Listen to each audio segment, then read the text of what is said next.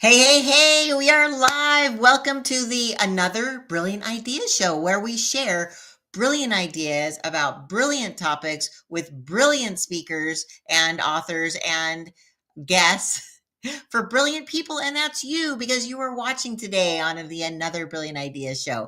So I'm so excited for you to be here because I have an amazing guest. We're going to be talking about world domination. Just kidding.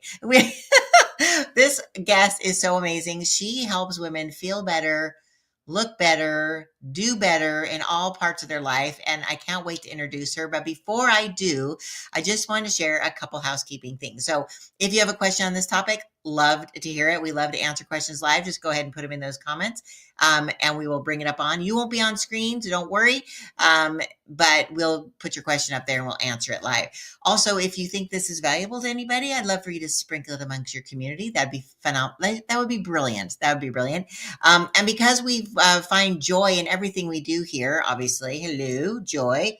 I also want to share about my book, which again, if you follow me there, I'm sure your feed is blown up about this lovely book. This is technically a journal, but it's easier to say book. I just actually, a friend of mine invited me to be on her inner booth at the festival, LA Times Festival of Books. It was actually at USC, and I was telling my guest earlier, I am actually a Bruin, or she saw that I was a Bruin. And so I was on enemy territory. And so it took a lot. I'm just let you know, I'm an overcomer.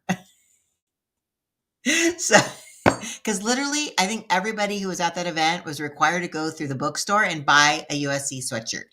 Everyone was wearing them. It was a little chilly, and that's probably what they were doing. They were blowing them out. But from babies all the way to grandparents, we're all wearing USC garb.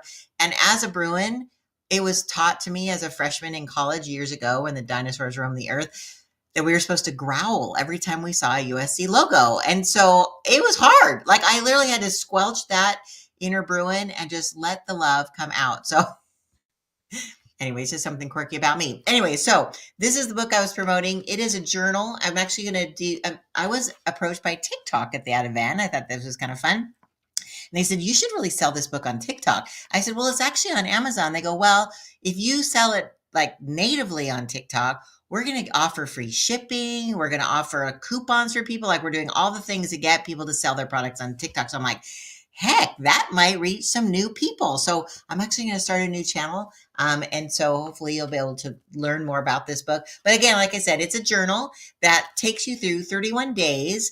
And every day there is a verse, a little insight, a journal prompt to help you work through the transformation of going from overwhelmed to overjoyed. And as a woman who's named Mary, but I'm really more like Martha in the Bible, I wrote this book for myself actually to help me stop feeling like I had to do all the things, spinning all the plates, bouncing all the balls, doing everything, volunteering for everything all the time and putting myself last because I realized that that's not how we were designed to be. And I think Lia, we'll be talking about this as well today. Like we were designed for joy and to basically just be loved and to be and not stop doing all the time, but being. We're human beings, right? So anyway, so I hope this, I'll put the link to Amazon in the chat. But another fun fact is that I wrote the words, but I created all this fun art with AI. So a lot of times corporations have hired me. I'm looking to do more speaking gigs on that. I just do it for fun. But I love helping people learn how to use AI to make their life easier so they can take care of themselves better. Like what? So I know it's brilliant. Anyways, I digress. So that was my little plug for my journal. And so again, if that's something you are interested in getting, maybe it's coming to TikTok near you. Haven't done that yet. Okay. So without further ado, let me talk about my amazing and brilliant guest who's joining me today. Because I wanted to show what we're talking about.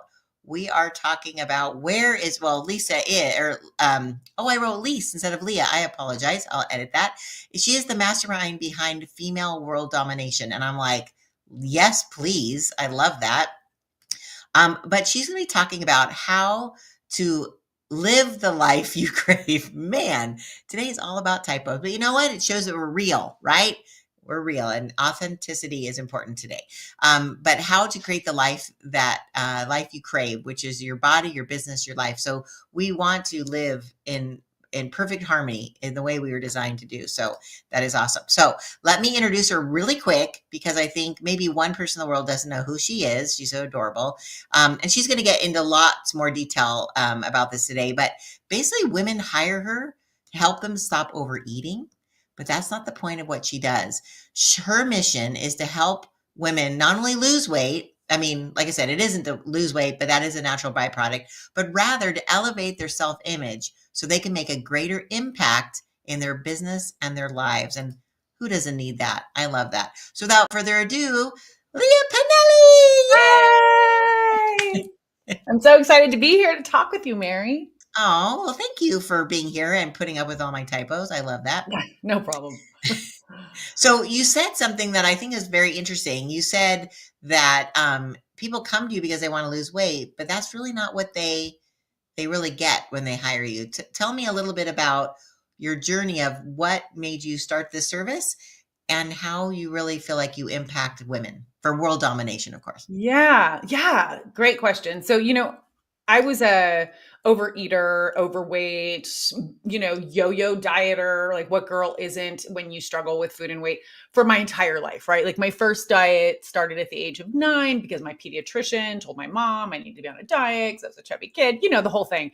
Right. And really at the age, not right. So starting at the age of 9 until I was, I think 36, I was just always on some kind of diet, and up and down, weight up and down. I'd lose weight. But the problem wasn't losing weight. I was an expert on losing weight, right? Right. And most of my clients are. I always say, like, most of my clients pretty much have a PhD in weight loss because we've read all the books. We've done all the programs, right? We've invested all this time and energy and money into weight loss.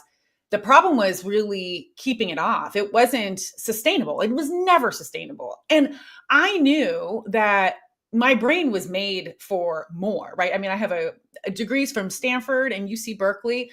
I was not meant to be counting points, right? I was not meant to be counting calories or carbs. No. Yeah, it was taking up so much of my brain space, particularly thinking about what I was going to eat, what I shouldn't have eaten, what I should have eaten. Are my pants going to fit tomorrow? Like it was just a constant. And like the guilt and shame of all that. Oh, like what? Like yes. and also let's go back a little bit. I mean, I want to keep going, but you said something very interesting when you said you started your pediatrician, like basically fat shamed you. Like what? Like you're a flippin' child. Like that's a 9-year-old kid, little chubby. That is not cool. And like, and you were just trying to live your best life, and now you were like all worried, and it created, I'm sure, like anxiety and like, oh my gosh, I'm not good enough. I mean, that's something that I talk about in the journal. Like, why do we think as women that we're not good the way we are? Yes, we should be healthy. It's not like, just go crazy and weigh 5,000 pounds and because your heart can't do it, you'll die. But why is that put into us? I mean, obviously you're a lifestyle and health coach. Why do you think that is so ingrained in us women specifically? Oh my gosh. Well, there's a lot of theories out there. The biggest thing I think, okay, this is where I kind of get into the whole female world domination, is because I don't think that there is some big conspiracy going on, but I do think that as long as we are distracted, the boys get to keep the lead. You know what I mean? Like the boys don't have to give up any of when I say boys, I just mean, like women are still a fraction of the seats in terms of our leadership positions. Right. And even our success levels, women really struggle to cross the 6 and 7 figure income line versus men, right? Like there are entire books written on how women are really behind when it comes to our ability to enjoy success and leadership positions.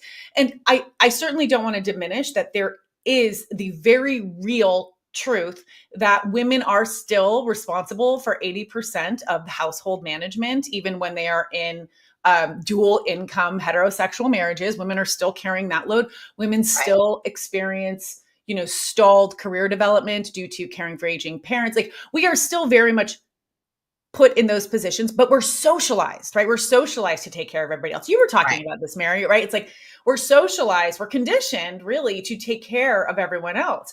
So then Right. when we're kind of distracted by food and weight, and you started to allude to this, when we don't feel good in our skin, we hide. You and I both know. I mean, I know when I don't feel good, especially in the past, when I'm feeling fat, quote unquote, and frumpy and not good, and I'm not going to show up to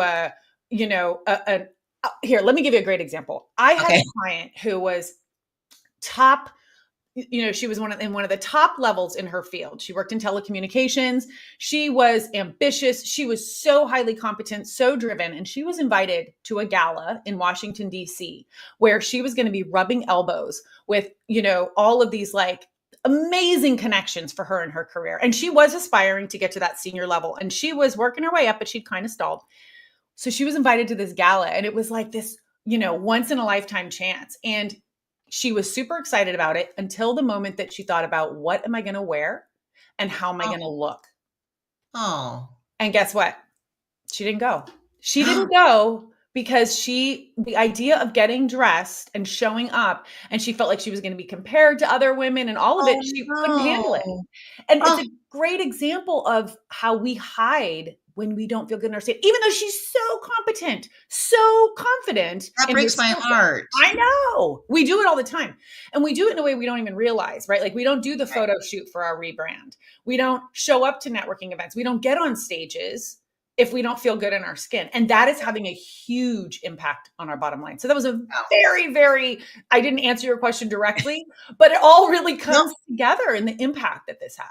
no, you're so right on. And by the way, you just slipped in that you went to Stanford and Cal. Like we talked about that. Oh, you went to UCLA. Oh, you were in Calvert. Right. Hell, Stanford too. Dang, Yeah, girl. Again, I graduate see school. this is another brilliant idea show with brilliant, Yeah. guests. And hello, you just upped the game, girl. I just No, wanted to say that. But thank something you. you just said is in fact, I should put my microphone closer to me so you can hear me. Okay. Um, you said about when we don't feel our best, we don't show up and we miss opportunities, whatever. My Yeah. husband said something to me when my kids were little, because again, I've been that same, like you talked about your clients, like a yo-yo weight queen. Yep. And I have tried, I literally once, just for funsies, I wrote every diet plan I'd ever been on. Like in high school, I was on the egg diet and I was on the cabbage soup diet. And then I Uh-huh. was on Weight Watchers and then Lindora, then on, I mean, I did all of them, All of it. paleo, keto, blah, blah, blah, blah, right? But I remember my husband said to me once, the kids were little, and I was always the one taking pictures. Get together, take a picture. My father, I grew up with a camera in my face. But I was always like, let's take pictures. And he said, and he goes, honey, let me get you in the picture. I said, oh, no, no, no, that's okay. And he's like, honey, if you died today, the kids wouldn't remember you in 5 years. Oh, Mary. Right? Oh, It put a knife in my heart, but he was yeah. so right Yeah. because I was hiding. And if I wasn't a picture, I was hiding behind one of my kids. And they always laugh about that. Mom, stop hiding behind me. Because I thought, oh my gosh, I don't want to be remembered as fat. Yes. But I also was basically not gonna be remembered at all. Exactly. Exactly. And And I have shivers even thinking about that, and from that moment on, I'm like, "You know what? Whatever. This is the way their mom looks, and I'm just gonna be in the pictures." But it also gave me, like, impetus, like, "Okay, well, for my kids, I wanna be a good example, and yes. I wanna look good and feel good to show them," which again, didn't always stick. I've been up and down, Totally. and Yeah. I feel good right now. I'm on Yeah. in a good place. Yeah. But thank you, by the way, for doing the work you do. So let's get into that a little bit more. So you had shared that. I have some notes here. I want to make sure you had shared. Oh, and this is, by the way, if anyone is watching, we're about little more than halfway through. If you do want to get a hold of Lia, she has at liapinelli.com, which is very good. You have your name, website. Good job, girly cat. And or you can find her on Facebook or LinkedIn, but she prefers Facebook. So just go to Facebook/Lia Pinelli and you can see it on the screen. It's going to be in the show notes. But if you're listening to this audibly, you can go to liapinelli.com to find more about her. Okay. So tell me, let's go into this a little bit. You're the mastermind behind female world domination. So I always laugh when I say it, but I'm like, but it's true. That's Yeah. what I'm working It's like on. Pinky in the Brain. Like, what are we doing today? We're taking, coming up with a plan to take over the world or whatever. Whoa.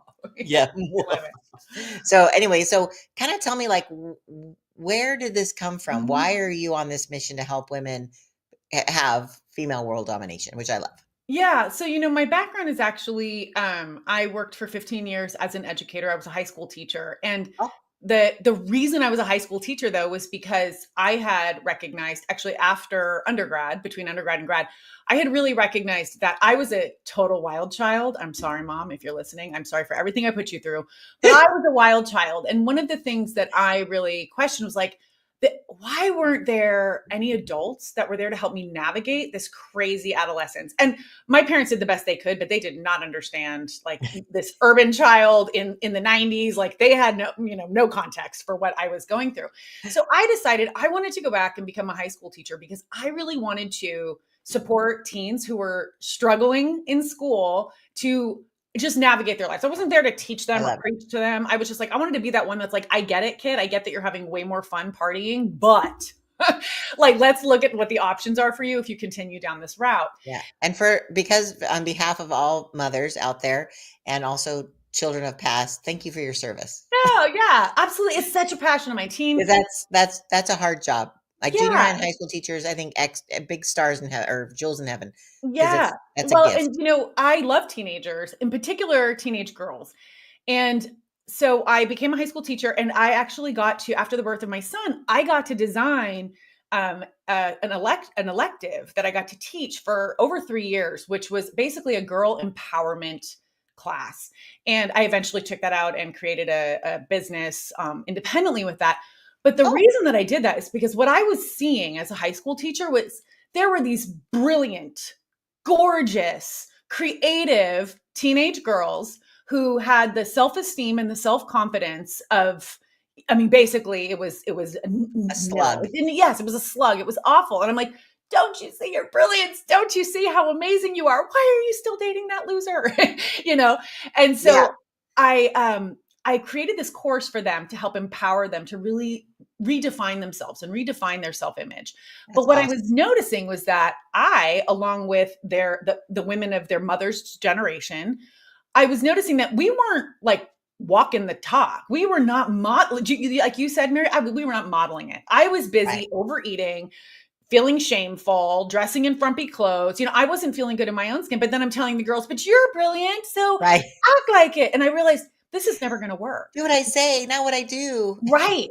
So Yeah, I knew it has to start with us. It has to start with us. And so little by little, I built my coaching practice. It kind of evolved out of that. But I will tell you that to this day, my mission is still about them. It's about leaving a legacy for the next generation of girls. And really, that's a legacy of body confidence. It's a yes. legacy of business confidence. Like we know how to go out there and be successful. And it's a legacy, it's a life legacy. I mean, I think we have to think about what am I passing on to the next generation of girls. Even if you're not the mom of a daughter. I don't have a daughter, I have a son. But girls are still watching you. You have nieces, you have your friends' daughters. I mean, girls are watching us. And I think that when we get really intentional about what is the message I want to be sending, I think we can totally turn the tide. I think that the next generation of girls really could come up not yo-yo dieting all day, every day, feeling good and confident in their skin, knowing that they're brilliant, and then choosing partners accordingly. Like I think of all the like loser boys I dated along the way. Oh I my love God. that, right? Yeah, Yeah, exactly. Look, because why we didn't value ourselves. exactly. Right? And we weren't valuing Exactly. ourselves. Also, I was just talking about I was telling you offline that, I just a couple like last month, some junior high friends and I, 3 of us went to, something really close to you, Yeah. was Murrieta Hot Springs Resort. Highly recommend. It's just reopening up, and so they have, like, 26, like, mineral bath pools and a regular pool. Anyways, it's lovely. And, we were, obviously, we went right back to junior high, right? Goofing around, being silly, talking about all this stuff. And we all made a comment that we all thought we were so fat Yes. in high school and junior high and high school. And we look back at pictures and say, what the hell were we thinking? Exactly. Like we were beautiful and Yes. thin, like comparatively after giving birth to children and Yes. spreading like this, typical aging, right? Yeah, That's normal. totally. Why were we so hard on ourselves? What Yeah. did that serve? It did not Mm. serve us. Right. It did not serve the confidence we had. Like just to get into college, you have to be super confident. Like we were struggling just to like write those essays of why we were great Yeah. because we didn't feel great. We felt Yeah. like we had, like I said, shame and I don't know. And I don't think our parents did that to us. I'm not No. blaming anyone. I No. think it's just something that, like you said, societal, culturally, we were just accept. You'd read those Teen Beat magazines. Yeah. I'm dating myself, Yes, I and all those remember. like so little skinny. But if you bought those in Mhm. real life, they look like skeletons. The poor Yep. things. Like, Yeah. but we compared ourselves to that, and now it's even worse with social media. I think it's really important as moms, sisters, aunts, grandmothers, whatever, is to pour into Mhm. the children of today and tell them that, like, if I could only go back and slap myself as a Yeah. Yeah. junior high or high schooler, Yeah. and so I don't want you to have to do that too. Yeah. Right? I totally agree, and, and I have a little tip that is related to that I just want to Okay, share because good. a lot of times I will hear moms of girls say things like, yes, I'm busy totally hiding. And I always know a mom is hiding because of what you talked about, Mary. When you see pictures, they always pull their kids in front. Right. And they think, oh, but I never talk about this in front of my daughter because I don't want to pass this on to her. But she knows. Like Yeah. she sees you pulling, like you said, your kids would tease you about it. They know what you're doing. They see you, hiding from mirrors, hiding from photos. I remember growing up, my mom didn't push anything on me, but I still have very vivid memories of her logging her points at the table. Like when she was eating dinner, she had her little Weight Watchers Weight pad there. Watchers. Yep. And it's My mom sending a too. message. It's sending, Yeah. yeah, it's sending the message that, and for me, we talked about this. My sister didn't need a diet. My brother didn't need a diet. It was just me. And then my mom was like, we'll do it together because she was being a supportive mom. But I knew, oh, I'm different. There's something wrong with me. So even if you think you're not sending the message, if you're struggling with food and weight and self-image and body image, you're sending the message. And so Right. one of the things that I highly, highly recommend to everyone is if you like Pinterest, I think is a great tool for this, but you can use really any tool, but really start intentionally collecting images of women who are unconventionally beautiful. And what I mean by that is I have a whole Pinterest board that's called Beyond 27. And the reason I chose the number 27 is because in Hollywood, women after about the age of 27, we age out of being usable. So that's why you often see mothers are played by women who are like, or grandmothers are played by like women in their 40s. You're like, wait a minute, And so it's because Seriously? the majority of the actual images of women that we see in terms of quantity, it's Right. 27 and below. And Wow. so we get these messages that youth is all that matters, right? And then we're aging and we're like, oh, I look awful. I look terrible. So the idea is I have this whole board, like I said, of women who are wrinkly, gray haired, and gorgeous, right?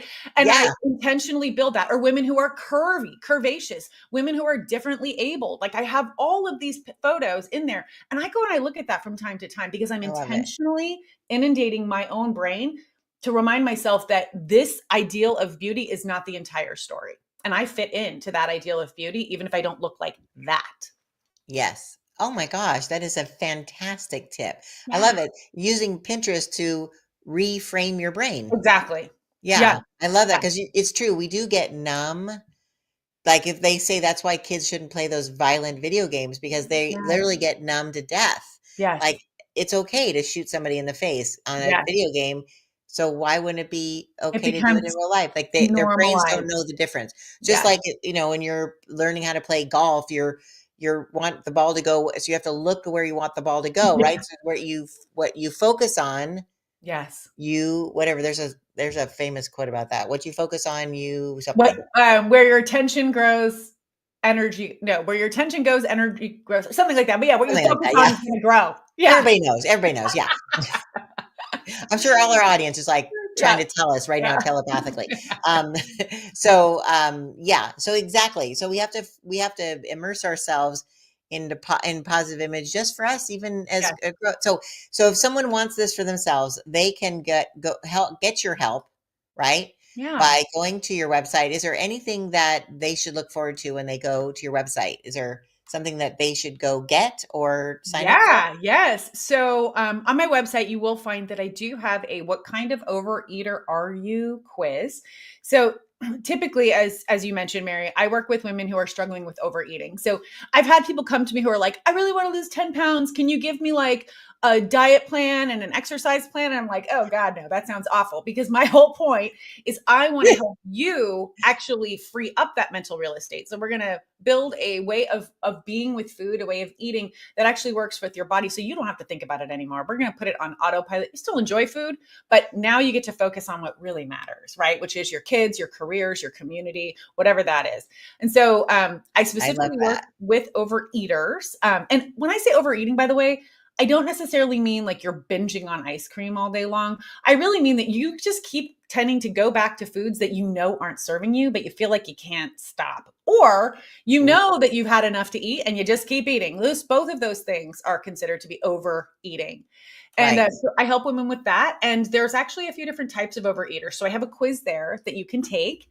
Um, and just find out what kind of overeater you are, because that will actually help to inform you about the way to solve the issue. It's not like a, one-stop shop in terms of everybody has an overeating issue, can solve it in this one particular way. There's more nuance. You can customize it to get there much more quickly. I love it. Makes it sound so simple. I love that. Yeah, it can Easy be. peasy, lemon squeezy. In Yeah. fact, that's what I have on my desk. You make life easy peasy, Oh, I lemon love that. squeezy. Yay! It Because I should think be that's that what we way. all need to do is Yeah.